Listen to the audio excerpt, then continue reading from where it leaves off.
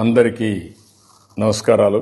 దేశభక్తికి, స్వాతంత్ర పోరాట స్ఫూర్తికి ప్రతీక వందే మాతరం గేయం బంకించంద్ర చట్టోపాధ్యాయ గారు రాసిన ఈ గేయం దేశభక్తిని చాటే విధంగా రూపకల్పన చేశారు. సుజలాం సుఫలాం అని భారతదేశ చరిత్రని కీర్తించే విధంగా ఈ పాటలో రూపొందించడం జరిగింది. అదే సమయంలో స్వాతంత్ర పోరాటంలో పెద్ద ఎత్తున పోరాట స్ఫూర్తిని నింపినటువంటి ఏకైక పాట వందే మాతరం. అంతేకాకుండా ఎన్నో ఉద్యమాలకు నాంది పలికింది. అనేక పోరాటాలకు తీవ్ర రూపాన్ని తీసుకుపోయేదానికి ఒక స్ఫూర్తినిచ్చింది. ఈ రోజుకి కరెక్ట్గా 150 సంవత్సరాలు అవుతుంది.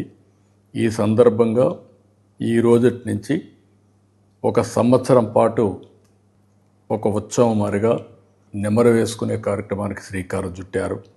ఈరోజు మనందరం గుర్తుపెట్టుకోవాల్సిన అవసరం ఉంది. ప్రతి ఒక్కరిలో దేశభక్తిని, అదే సమయంలో సమైక్యతను పెంపొందించే ఏకైక కార్యక్రమం ఈ వందే మాతరం.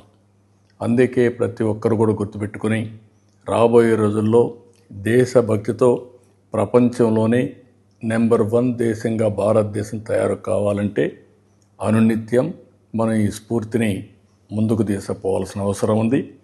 దీనికి సంవత్సరం అంతా ఈ కార్యక్రమాన్ని జయప్రదం చేస్తూనే ప్రతి ఒక్కరిలో ఆ స్ఫూర్తిని నింపే విధంగా మీరందరూ కృషి చేయాల్సిందిగా మరొక్కసారి కోరుకుంటూ అందరికీ నమస్కారాలు.